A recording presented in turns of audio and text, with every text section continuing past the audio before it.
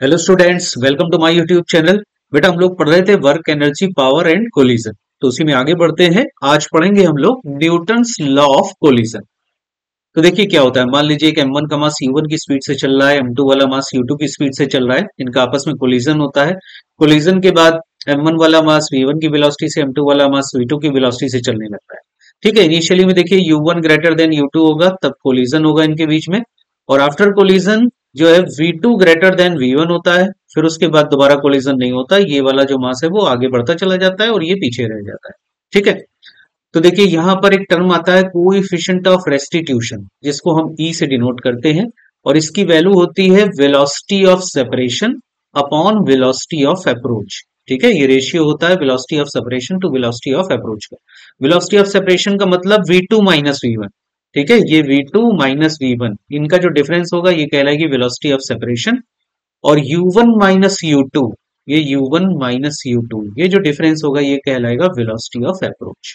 ठीक है, तो coefficient of restitution E is equal to, important formula है, आपको याद रखना है, velocity of separation upon velocity of approach के इक्वल होता है। यहाँ पर E जो कोएफिशिएंट ऑफ रेस्टिट्यूशन है, ये 0 से लेकर 1 के बीच में वेरी करता है। इसकी वैल्यू 0 भी हो सकती है, 1 भी हो सकती है और इसके बीच में भी हो सकती है। E इज इक्वल टू 1 होता है for elastic collision.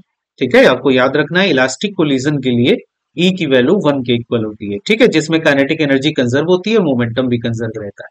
E is equal to 0 होता है for perfectly in elastic collision. Perfectly in elastic collision जिसमें बॉडी टकराने के बाद स्टिक कर जाती है।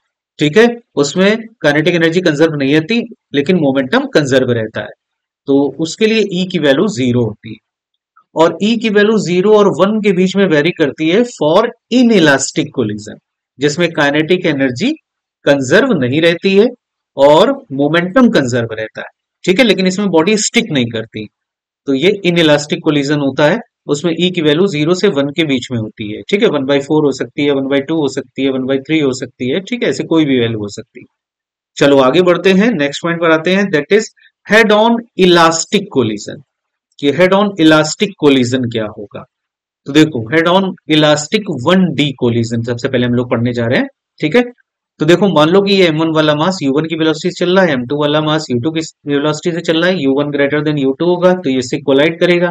आफ्टर कोलिजन m1 v1 से चल रहा होगा, m2 v2 से चल रहा होगा। ठीक है, तो ये v1 और v2 जो वेलोसिटीज होंगी m1 m2 मासेस की, वो आपको याद रखनी है। उसका रिलेशन ये आता है v1 इज इक्वल टू होता है m1 minus m2 times u1 upon m1 plus m2 plus 2m2 u2 upon m1 plus m2। इसी तरीके से v2 दूसरे वाले मास की वेलोसिटी होगी v2 is equal to m2 minus m1 times u2 upon m1 plus m2 plus 2m1 u1 upon m1 plus m2। ठीक है, इसको याद करने का एक थोड़ा सा ट्रिक बता दें आपको। देखो जैसे मान लो v1 की वेलोसिटी अगर हमको लिखनी है तो यहां पर मास m1 वाला रहेगा। ठीक है, ध्यान रखना v1 है तो यहां पर मास m1 होगा और m1 माइनस m2। ठीक है, मासेस का डिफरेंस होगा और ब्रैकेट के बाहर u1 होगा, क्योंकि यहां पर हम v1 ले रहे हैं तो इसलिए u1 वाला टर्म होगा। और प्लस फिर 2m2u2, क्योंकि यहां पर u1 वाला टर्म यूज हो चुका है तो सेकंड वाले टर्म में u2 आएगा। तो ध्यान रखिएगा जब u2 आएगा तो उसके साथ मास m2 आएगा और 2 भी लगेगा साथ में, तो 2m2u2 upon m1 plus m2।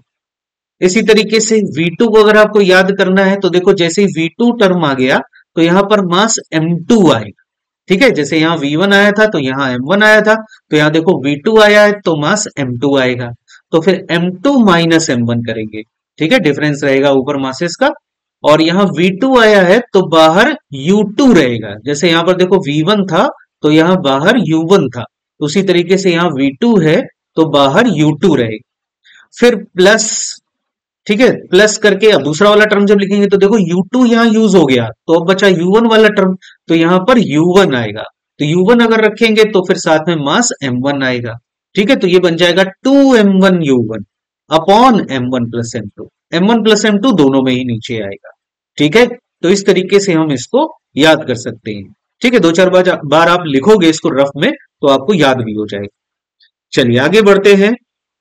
इसमें कुछ स्पेशल केसेस होते हैं जिनको हमें याद रखना है। फर्स्ट स्पेशल केस है कि m1 is equal to m2 is equal to m, यानी कि दोनों मासेस अगर इक्वल हो जाते हैं तो फिर v1 की वैल्यू u2 के इक्वल होगी और v2 की वैल्यू u1 के इक्वल होगी, यानी इनकी जो वेलोसिटीज होती है वो एक्सचेंज हो जाएंगी। समझ रहे हैं ना कि m1 u1 से चल रहा था, m2 u2 से चल रहा था, तो अब m1 वाला मास u2 से चलने लगेगा और जो m2 वाला मास है वो u1 से चलने लगेगा।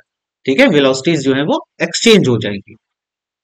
नेक्स्ट पॉइंट पर आते हैं, that is m1 very very greater than m2। अगर पहला वाला जो मास है वो बहुत बड़ा है m2 से और m2 रेस्ट पर रखा हुआ है, तो देखिए क्या होगा जब ये टकराने जाएगा उससे u1 की वेलोसिटी से, तो इसकी जो वेलोसिटी है v1 आफ्टर कोलिजन वो u1 के बराबर रहेगी, यानी जितनी पहले थी उतनी ही रहेगी, v1 की वैल्यू u1 के ही बराबर रहेगी। और जो m2 वाला मास है उसकी जो वेलोसिटी होगी v2 वो 2u1 हो जाएगी। मतलब कि ये जो m2 वाला मास है वो 2u1 से, मतलब m1 वाले मास की जितनी वेलोसिटी थी उसकी डबल वेलोसिटी से चलने लगेगी। समझ रहे हैं ना बात को?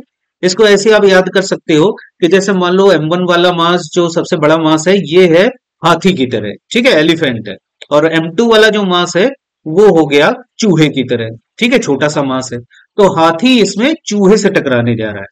तो देखो हाथी जब चूहे से टकराएगा तो हाथी की वेलोसिटी पर थोड़ी कोई फर्क आएगा, वो जितनी वेलोसिटी से चल रहा था उसकी वेलोसिटी वही रहेगी, लेकिन चूहा उसकी डबल वेलोसिटी से चलना शुरू कर देगा। ठीक है, चूहे को डबल वेलोसिटी मिल जाएगी। इस तरीके से आप इसको याद रख सकते हो। आगे बढ़ते हैं, if m2 very very greater than m1, अगर m2 वाला मास ग्रेटर है m1 वाले मास से, तो देखो ये m1 वाला मास u1 की वेलोसिटी से जा रहा है टकराने के लिए और m2 वाला मास जो है वो रेस्ट पर रखा हुआ है। तो इससे जब ये टकराएगा तो टकराने के बाद देखो ये रिबाउंड होके वापस आने लगेगा और जो m2 वाला मास है वो वही रहेगा, मतलब v1 की वैल्यू माइनस u1 के इक्वल हो जाएगी। मतलब जितनी वेलोसिटी से ये उससे टकराएगा उतनी वेलोसिटी से रिबाउंड हो जाएगा, वापस आ जाएगा। लेकिन m2 वाला जो मास है उसकी वेलोसिटी पे कोई फर्क नहीं पड़ेगा, वो पहले से भी रेस्ट पर था तो अब भी रेस्ट पर ही रहेगा। तो इसको भी ऐसे याद कर सकते हो कि ये मान लो एक चूहा है और ये मान लो हाथी है। तो चूहा हाथी से टकराने जा रहा है, तो चूहा जब हाथी से टकराएगा तो जितनी वेलोसिटी से टकराएगा उतनी ही वेलोसिटी से ये रिबाउंड हो जाएगा, लेकिन हाथी को कोई फर्क नहीं पड़ेगा, वो जैसा रेस्ट पर पहले बैठा था वैसा ही अब भी रेस्ट पर ही रहेगा। ठीक है, याद रहेगा ऐसे। चलो आगे बढ़ते हैं, नेक्स्ट पॉइंट पर आते हैं, kinetic energy transferred projectile to target. देखो जो m1 वाला मास होता है जो u1 की वेलोसिटी से दूसरे वाले मास m2 से टकराने जा रहा है, तो m1 वाले मास को बोलते हैं हम प्रोजेक्टाइल और दूसरा वाला जो मास होता है जिससे टक्कर होती है उसको बोलते हैं टारगेट। ठीक है, तो kinetic energy transferred by projectile to target, projectile से टारगेट में कितनी काइनेटिक एनर्जी ट्रांसफर होगी वो हम कैलकुलेट करने जा रहे हैं। ठीक है, तो देखो ये जो m1 वाला मास है वो m2 से टकराया और आफ्टर कोलिजन m1 वाले मास की वेलोसिटी मान लो v1 की हो जाती है। ठीक है, और m2 वाला मास इनिशियली u2 से चल रहा था वो फाइनली v2 से चलने लगता है।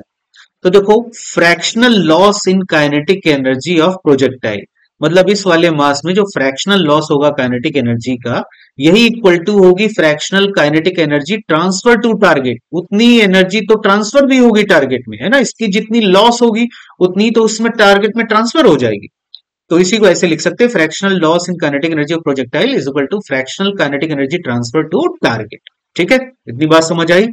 अब देखो ये फ्रैक्शनल काइनेटिक एनर्जी जो चेंज आता है डेल्टा के बाई के इनिशियल, उसकी वैल्यू होती है 1 माइनस v1 अपॉन u1 का होल स्क्वायर। ठीक है, v1 इसकी फाइनल वाली वेलोसिटी है प्रोजेक्टाइल की और u1 इसकी इनिशियल वाली वेलोसिटी है, तो 1 माइनस v1 अपॉन u1 का होल स्क्वायर। ठीक है, ये fractional loss in kinetic energy होता है और यही ट्रांसफर टू काइनेटिक एनर्जी भी होगा। अब देखिए इसमें एक स्पेशल बात है कि अगर मान लीजिए टारगेट अगर रेस्ट पर रखा हुआ है, ये u2 से नहीं चल रहा है, इसकी वेलोसिटी अगर जीरो है, ये रेस्ट पर है, तो u2 की वैल्यू अगर हम जीरो लिख देते हैं तो उस कंडीशन में जो v1 वाली इसकी वेलोसिटी होगी, वो वाला जो फॉर्मूला आया था ना इलास्टिक कोलिजन में, जो v1 और v2 हम लोगों ने पढ़ा था, ये ऊपर ये v1 और v2 वाले फॉर्मूले, तो इस फॉर्मूले में अगर मान लो जो टारगेट है वो पहले से रेस्ट पर है, तो u2 की वैल्यू अगर हम जीरो रख देंगे तो ये वाला टर्म देखो जीरो हो जाएगा। तो ये वाला टर्म अगर जीरो हो गया तो ये बचेगा v1 is equal to m1 minus m2 times u1 upon m1 plus m2। तो यहां से देखो, यहां से हम v1 अपॉन u1 को लिख सकते हैं m1 माइनस m2 अपॉन m1 प्लस m2। ठीक है, तो v1 अपॉन u1 को m1 माइनस m2 अपॉन m1 प्लस m2 ये लिख सकते हैं। तो ये रिलेशन अब ये बन जाएगा। ठीक है, ये तब मिलेगा जब u2 की वैल्यू जीरो होगी। और इसी को जब हम सॉल्व करेंगे तो यही रिलेशन ये भी बन जाता है 4m1 m2 अपॉन m1 प्लस m2 का होल स्क्वायर। ठीक है, तो आपको ये फॉर्मूला याद रखना है तब जब u2 जीरो होगा, यानी दूसरा वाला मास रेस्ट पर होगा। और ये हम तब यूज करेंगे जब दूसरा वाला मास रेस्ट पर नहीं होगा। ठीक है, बल्कि ये दोनों कंडीशन में यूज कर सकते हैं, रेस्ट पर हो चाहे ना हो। लेकिन ये फॉर्मूला हम तभी यूज करेंगे जब u2 जीरो होगा। आई बात समझ में? इसमें और एक स्पेशल केस है कि m1 की वैल्यू अगर n टाइम्स m2 के इक्वल हो जाती है, मतलब एक मास जो है वो दूसरे का n टाइम्स है ना, जैसे m2 की वैल्यू n टाइम्स m1 हो सकती है, तो अगर एक मास दूसरे का n टाइम्स है तो यही fractional loss in kinetic energy 4n upon 1 plus n square के इक्वल आ जाता है। ठीक है, इसमें m1 की वैल्यू अगर हम n टाइम्स m2 पुटअप करेंगे और फिर इसको सॉल्व करेंगे तो ये रिलेशन आ जाता है। ठीक है, तो आपको ये रिलेशन भी याद रखना है। ये तब यूज करेंगे जब एक मास दूसरे का n टाइम्स होगा। क्लियर हुआ बेटा? चलो आगे बढ़ते हैं। नोट करके कुछ इंपॉर्टेंट पॉइंट है। पहला है greater the difference in masses equal to lesser kinetic energy transfer.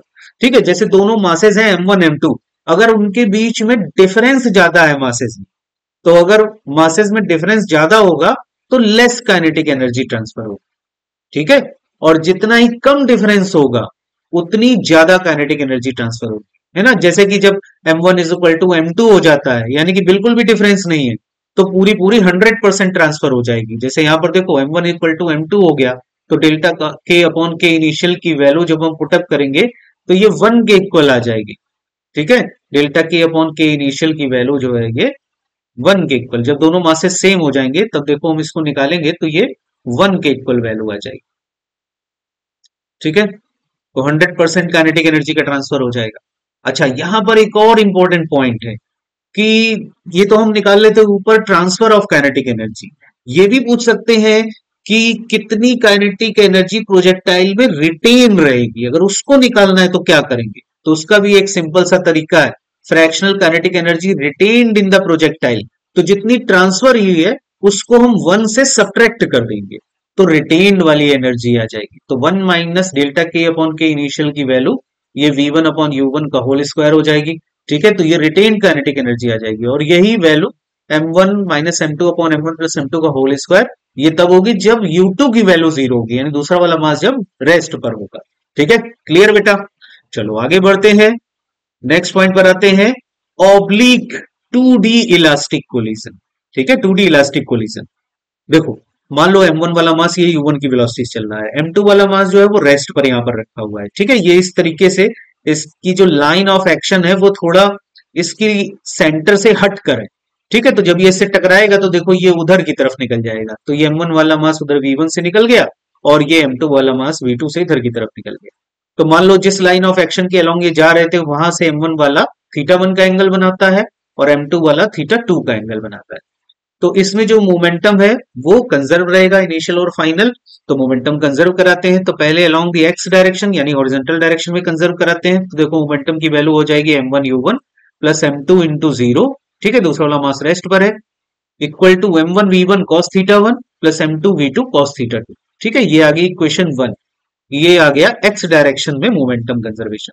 फिर आ गया वाई डायरेक्शन में। ठीक है, तो वाई डायरेक्शन में देखो इनिशियल मोमेंटम 0 है m1 का और m2 का भी 0 है, m2 तो रेस्ट पर ही है, m1 पूरा पूरा हॉरिजॉन्टल में चल रहा है, तो इसलिए वाई डायरेक्शन में मोमेंटम 0 रहेगा। तो 0 plus 0 equal to final momentum, देखो इसका ऊपर की तरफ मिलेगा हमको कितना, m1 v1 sin θ1। ठीक है, तो इसको हमने पॉजिटिव कंसीडर कर लिया है जो ऊपर की तरफ मिलेगा, और इस वाले का एक मोमेंटम नीचे की तरफ मिलेगा जो वाई डायरेक्शन का होगा निगेटिव। ठीक है, तो इसको निगेटिव कंसीडर किया तो ये बनेगा माइनस m2 v2 sin θ2। ठीक है, ये आ गई हमारे पास सेकेंड इक्वेशन। और एक थर्ड इक्वेशन काइनेटिक एनर्जी की भी बनेगी। काइनेटिक एनर्जी इलास्टिक कोलिजन है तो कंजर्व रहेगी, तो इसकी इनिशियल काइनेटिक एनर्जी होगी half m1 v1 square half m1 u1 square plus इसकी काइनेटिक एनर्जी जीरो क्योंकि रेस्ट पर है। फिर फाइनल काइनेटिक एनर्जीज हो जाएंगी half m1v1 square plus half m2v2 square. ये आ गई हमारे पास थर्ड इक्वेशन।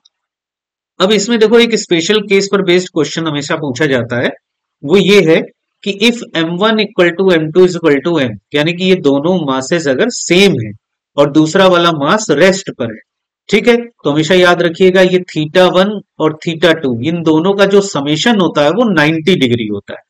ठीक है, ये दोनों 90 डिग्री होते हैं इनका सम। और तीसरा रिलेशन है कि यहां से हमको मिलेगा थर्ड इक्वेशन से u square equal to v1 square plus v2 square. ठीक है, इतनी बात समझ आई। चलो भाई आगे बढ़ते हैं। अब हम लोग पढ़ेंगे इन इलास्टिक कोलिजन।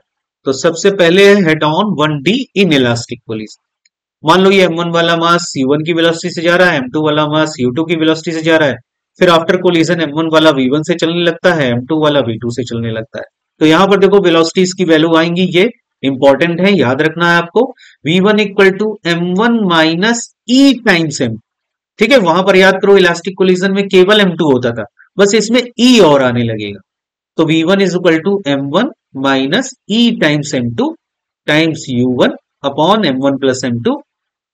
ठीक, फिर 1 प्लस ई, जो वहां 2 होता था 2 की जगह यहां पर आ जाएगा 1 प्लस ई, और यहां पर u1 वाला टर्म हो गया तो यहाँ u2 आएगा, तो m2 u2 upon m1 plus m2। ठीक है, देखो काफी सारी चीजें मिलती जुलती हैं, बस थोड़ा सा चेंज है। v1 को जब हम लिखेंगे यहां पर, तो यहां पर m1 minus e times m2 कर देंगे। ठीक है, इलास्टिक कोलिजन में m1 माइनस m2 होता था, तो यहां बस e और आ गया। और यहां पर 2 होता था वहां पर इलास्टिक कोलिजन में, तो 2 की जगह 1 प्लस ई आ जाएगा, बाकी सब सेम रहे। और बिल्कुल यहां पर भी वही कंडीशन है v2 के लिए, m2 minus e times m1 times u2 upon m1 plus m2 plus 1 plus e times m1 u1 upon m1 plus m2। ठीक है, याद करना आसान है, बस थोड़ा थोड़ा चेंज है इलास्टिक कोलिजन से। अच्छा, अब यहां पर देखो लॉस इन काइनेटिक एनर्जी भी होगा क्योंकि इन इलास्टिक कोलिजन है। तो जब हम लॉस इन काइनेटिक एनर्जी निकालेंगे डेल्टा के, ठीक है, तो डेल्टा के कैसे निकालेंगे, बस कुछ नहीं करना, क्या है आपको, इसकी जो इनिशियल काइनेटिक एनर्जी है ना दोनों का सम करेंगे और फाइनल वाली काइनेटिक एनर्जी का सम करेंगे और फिर इनका डिफरेंस निकाल लेंगे, तो वही लॉस्ट इन काइनेटिक एनर्जी आ जाएगा। तो उसको जब सॉल्व करते हैं तो ये रिलेशन आता है, आपको ये डायरेक्ट याद रखना है। Delta K is equal to half m1 m2 अपॉन m1 प्लस m2 ब्रैकेट में u1 माइनस u2 का होल स्क्वायर और दूसरे ब्रैकेट में 1 माइनस ई स्क्वायर। ठीक है, यहाँ ई कोएफिशिएंट ऑफ रेस्टिट्यूशन है क्योंकि इन इलास्टिक कोलिजन है, तो ई की वैल्यू कुछ ना कुछ होगी, जैसे 1/2 1/3 इस टाइप से 0 से 1 के बीच में वेरी करेगी। तो ये फॉर्मूला आपको लॉस्ट इन काइनेटिक एनर्जी के लिए याद रखें। क्लियर हुआ बेटा? आगे बढ़ते हैं। अब आते हैं परफेक्टली इन इलास्टिक कोलिजन जिसमें बॉडी स्टिक कर जाएंगे। तो बॉडी स्टिक टुगेदर, जैसे m1 वाला मास u1 की वेलोसिटी से जा रहा है, m2 वाला मास u2 की वेलोसिटी से, अब दोनों स्टिक कर गए तो दोनों एक कॉमन वेलोसिटी से चलेंगे। तो मोमेंटम कंजर्वेशन से इक्वेशन बनाएंगे m1 u1 plus m2 u2 is equal to, अब कंबाइंड मास हो जाएगा m1 plus m2 into v combined. तो यहां से v कंबाइंड की वैल्यू आ जाएगी m1 u1 plus m2 u2 upon m1 plus m2। ठीक है, ये कंबाइंड वेलोसिटी आ गई हमारे पास, अगर पूछे तो इस तरीके से कैलकुलेट कर सकते हैं। ठीक है, समझ आया? अब यहां पर भी लॉस इन काइनेटिक एनर्जी होगा क्योंकि परफेक्टली इन इलास्टिक कोलिजन है, तो ये बन जाएगा हाफ m1 m2 अपॉन m1 plus m2 u1 minus u2 का होल स्क्वायर, क्योंकि e की वैल्यू यहां पर 0 हो जाएगी। ठीक है, परफेक्टली इन इलास्टिक कोलिजन है तो e की वैल्यू 0, तो ये e की वैल्यू जब आप 0 रखोगे तो ये वाला टर्म हट जाएगा। ठीक है, बस यहाँ 1 बचेगा, तो एक तरीके से ये बस इतनी वैल्यू आएगी फिर। ठीक है, तो आपको क्या करना है, ये वाला फॉर्मूला याद कर लेना है, ये सभी के लिए वैलिड होगा, है ना। इन इलास्टिक है तो क्या करेंगे, ई की वैल्यू पुटअप कर देंगे, और अगर इलास्टिक हुआ तो ई यहां पर 0 हो जाएगा। ठीक, इलास्टिक, और इन परफेक्टली इन इलास्टिक हुआ, सॉरी परफेक्टली इन इलास्टिक हुआ तो ई की वैल्यू यहां पर 0 के इक्वल हो जाएगी। ठीक है, सॉल्व कर लेंगे, वैल्यू आ जाएगी। ठीक है, तो तीनों के लिए निकाल सकते हैं। और देखो जब इलास्टिक कोलिजन के लिए निकालेंगे तो यही ई की वैल्यू क्या रख देंगे, 1 के इक्वल, तो 1 रखोगे तो देखो ये वैल्यू 0 होगी, तो 0 का सब में मल्टीप्लाई होकर के डेल्टा के 0 हो जाएगा। तो इलास्टिक कोलिजन में लॉस ऑफ काइनेटिक एनर्जी 0 आएगा, इन इलास्टिक में काइनेटिक एनर्जी में लॉस आएगा, और परफेक्टली इन इलास्टिक में भी आएगा। ठीक है, समझ आया बेटा? आगे बढ़ते हैं, कुछ इंपॉर्टेंट पॉइंट हैं। पहला, if m2 is at rest, अगर मान लो दूसरा वाला मास रेस्ट पर है, ठीक है, अगर परफेक्टली इन इलास्टिक कोलिजन हो रहा है और ये वाला जो मास है वो रेस्ट पर है, क्या होता है? तब देखो जो डेल्टा के की वैल्यू है हाफ m1 m2 अपॉन m1 प्लस m2, तो इसमें u2 की वैल्यू जीरो हो जाएगी, तो यहां पर केवल u1 का स्क्वायर आएगा। देखो ये बन जाएगा delta K is equal to half m1 m2 u1 square upon m1 plus m2। अब यहां पर ध्यान से देखो, जो हाफ m1 u1 स्क्वायर है ये इनिशियल काइनेटिक एनर्जी बनेगी, के इनिशियल। तो इस के इनिशियल को अगर हम इधर ले आए, के इनिशियल, तो देखो यहां पर हमको फ्रैक्शनल काइनेटिक एनर्जी लॉस आ जाएगी। तो फ्रैक्शनल काइनेटिक एनर्जी लॉस की वैल्यू m2 अपॉन m1 प्लस m2 के इक्वल होती है, ठीक है, perfectly in elastic collision. Next point है इसमें, इफ टारगेट इज मैसिव, अगर मान लीजिए ये टारगेट मैसिव है, यानी ये मास जो है वो काफी बड़ा है, ठीक है, उससे जब ये टकराने जाएगा छोटा वाला मास, तो m2 is very very greater than m1, तो उस कंडीशन में जो m1 है उसको हम निगलेक्ट कर देंगे, तो यहां पर m1 की वैल्यू जीरो हो जाएगी, तो जीरो होगी तो m2 अपॉन m2 ये 1 के इक्वल आ जाएगा, मतलब फिर 100% लॉस्ट इन काइनेटिक एनर्जी होगा। समझ रहे हैं ना बात को? अगर ये मास बहुत छोटा है और ये काफी बड़ा है ना, और ये रेस्ट पर है, तो क्या होगा, ये इससे टकराएगा तो अपनी 100% काइनेटिक एनर्जी को लॉस्ट कर देगा। समझ आया बेटा? चलो आगे बढ़ते हैं, अगले पॉइंट पर आते हैं। देखो ये बहुत इंपॉर्टेंट पॉइंट है। एच हाइट से एक बॉल को गिरा दिया गया, ठीक है, तो मान लो ये बॉल ग्राउंड पर यू की वेलोसिटी से टकराती है, ठीक है, और उसके बाद रिबाउंड होती है, तो ये फर्स्ट रिबाउंड है उसका यहाँ पर। तो फर्स्ट रिबाउंड में रिबाउंडिंग वाली जो स्पीड है वो मान लिया v1 के इक्वल है। इसी तरीके से अब ये ऊपर जाएगी h1 हाइट तक, उसके बाद फिर वापस आएगी, तो ये सेकेंड टाइम टकराएगी ग्राउंड से, फिर रिबाउंड होगी, फिर उसके बाद ये तो ये जो कोलिजन हो रहा है वो एक्चुअल में इन इलास्टिक कोलिजन है, ठीक है, ग्राउंड के साथ। तो क्या होगा, इसकी वेलोसिटी धीरे धीरे डिक्रीज होती जाएगी और फाइनली ये स्टॉप हो जाएगी। तो इसमें पूछ सकते हैं कि nth वाला जो कोलिजन हो रहा होगा उसके बाद वेलोसिटी क्या होगी, तो ध्यान रखिएगा उसके लिए फॉर्मूला आता है vn is equal to e to the power nu, ठीक है, मतलब ये फर्स्ट वाले कोलिजन में जो वेलोसिटी आएगी, ध्यान रखिएगा रिबाउंड वाली, वो e टाइम्स u के इक्वल हो जाती है, जहां u जो है वो टकराने वाली वेलोसिटी, इसकी u टाइम्स। तो इसी तरीके से nth वाली जब हम निकालेंगे तो ये रिलेशन आ जाता है, vn is equal to e की power n times u। e की वैल्यू रखेंगे, u की वैल्यू रखेंगे, vn आ जाएगा हमारे पास। इसी तरीके से जब nth कोलिजन होगा तो हाइट भी पूछी जा सकती है कि कितनी हाइट तक बॉडी जाएगी, तो वो hn इज इक्वल टू होगा e to the power 2n times h। h यहाँ पर इनिशियल वाली हाइट, ठीक है, तो ये फॉर्मूला भी याद रखिएगा। उसके बाद इसमें पूछा जा सकता है कि कई सारे कोलिजन के बाद जब ये फाइनली रेस्ट पर आएगी तो टोटल डिस्टेंस कितनी कवर करेगी, मतलब ये h कवर किया, फिर ये h1 गई, फिर h1 नीचे आएगी, फिर h2 ऊपर जाएगी, फिर h2 नीचे आएगी, तो ऐसे ही इन सबको जोड़ेंगे, मतलब h plus 2h1 plus 2h2 plus 2h3 and so on, ये nth कोलिजन तक जब हम पूरा टोटल सम करेंगे तो वो वैल्यू आएगी h ब्रैकेट में 1 plus e square upon 1 minus E square, ठीक है, आपको डायरेक्ट ये फॉर्मूला याद रखना है।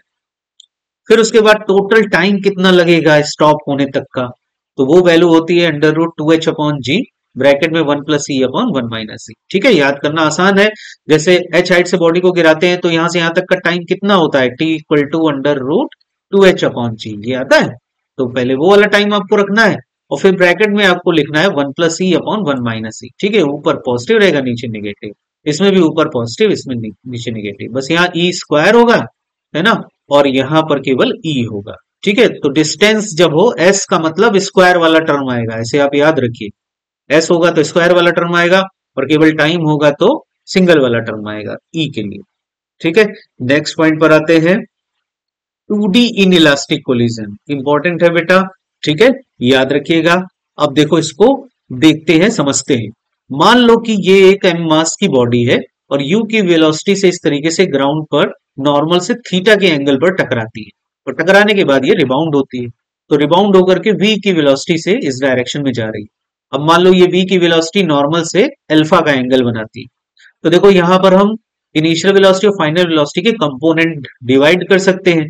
तो देखो ये u की वेलोसिटी इधर की तरफ है ये एंगल थीटा, तो ये एंगल भी थीटा हो जाएगा, तो इसका वर्टिकल कंपोनेंट बनेगा यू कॉस थीटा और हॉरिजॉन्टल कंपोनेंट बनेगा यू साइन।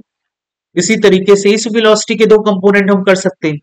ये एंगल अल्फा है, तो देखो ये एंगल भी अल्फा हो जाएगा, तो इसका वर्टिकल कंपोनेंट बनेगा वी कॉस अल्फा और हॉरिजॉन्टल कंपोनेंट बनेगा वी साइन अल्फा। ठीक है, इतनी बात समझ आई। आगे बढ़ते हैं। अब यहां पर देखो, जो अलोंग दी ग्राउंड कंडीशन है उसके अलोंग जो कंपोनेंट होते हैं, जैसे यू साइन थीटा और वी साइन अल्फा, तो ये कंपोनेंट नहीं चेंज करते हैं। ठीक है, हॉरिजॉन्टल डायरेक्शन वाले जो कंपोनेंट है वो 2D इन इलास्टिक कोलिजन में, याद रखिएगा, नहीं चेंज करते हैं। तो यू साइन थीटा की वैल्यू वी साइन अल्फा के इक्वल होगी। ठीक है, एक रिलेशन हमको ये मिल जाएगा। उसके बाद जो वर्टिकल वाला कंपोनेंट है इसमें फर्क पड़ता है। तो क्या फर्क पड़ेगा, देखो जो टकराने वाला कंपोनेंट है ग्राउंड से वो यू कॉस थीटा है और जो रिबाउंड वाला कंपोनेंट है वो वी कॉस अल्फा। तो जो वी कॉस अल्फा होगा वो ई टाइम्स होगा यू कॉस थीटा का। ठीक है, जैसे अभी हम लोगों ने पढ़ा था ना कि यू की वेलोसिटी से बॉडी टकराती है और जब रिबाउंड होगी v1 से तो v1 की वैल्यू ई टाइम्स यू के इक्वल हो जाती है। तो ये सेकंड इक्वेशन हमको मिल जाएगी। अब देखो इसको ऐसे लिख लो, जैसे v साइन अल्फा वाला टर्म इधर ले आओ और इसको इधर पहुंचा दो, तो v sine alpha equal to u sine theta और ये दूसरा v cos alpha equal to बन जाएगा e times u cos theta. दोनों को डिवाइड कर दिया तो देखो u u कैंसिल हो गया, v v कैंसिल हो गया, तो एक रिलेशन हमारे पास ये आ गया, important relation, tan alpha equal to tan theta by e. ठीक है, ये tan alpha is equal to tan theta by e. E यहाँ पर कोएफिशिएंट ऑफ रेस्टिट्यूशन। ठीक है भाई, तो देखो इसमें पूछा जा सकता है कि मान लो आपको ये रिबाउंडिंग वाला एंगल दे दिया जाए और ई की वैल्यू दे दी जाए, तो आपसे पूछेगा कि ये इंसिडेंट वाला एंगल कितना होगा। तो ये रिलेशन आपको याद रखना है, tan alpha is equal to tan theta by e. इससे हम इसको कैलकुलेट कर सकते हैं। ठीक है, समझ आया बेटा। आगे बढ़ते हैं। ये फर्स्ट वाला जो रिलेशन है इसका स्क्वायर कर दिया हमने, v square sine square alpha, और ये दूसरा वाला रिलेशन भी स्क्वायर कर दिया है और इनको ऐड कर दिया। तो देखो ऐड करेंगे तो इधर राइट हैंड साइड में ये वैल्यू आएगी, फिर इसको जब हम सॉल्व करेंगे तो v इज इक्वल टू आ जाएगा under root of u square bracket में sine square theta plus e square cos square theta. तो फाइनल रिलेशन ये आएगा हमारे पास v और u में, v is equal to u under root of sine square theta plus e square cos square theta. ठीक है, ये आप याद कर सकते हो। तो ये जो v वाली वेलोसिटी और जो u वाली वेलोसिटी है और ये थीटा और अल्फा ये वाले जो रिलेशन है, ठीक है, अल्फा तो यहाँ पर खैर आएगा नहीं, केवल साइन थीटा थीटा वाला रिलेशन आएगा। तो इस पर बेस्ड भी क्वेश्चन पूछे जाते हैं, तो ये इंपॉर्टेंट रिलेशन है, ये आपको याद रखना है। ठीक है, तो बेटा ये था हम लोगों का work energy power and collision. I hope आपको बहुत पसंद आया होगा। तो पसंद आया हो तो लाइक और सब्सक्राइब जरूर कर दीजिएगा बेटा। तो अब नेक्स्ट टर्न पर मिलते हैं हम लोग नए चैप्टर के साथ, तब तक के लिए बेस्ट ऑफ लक। खूब पढ़ते रहिए, खूब एंजॉय भी करते रहिए।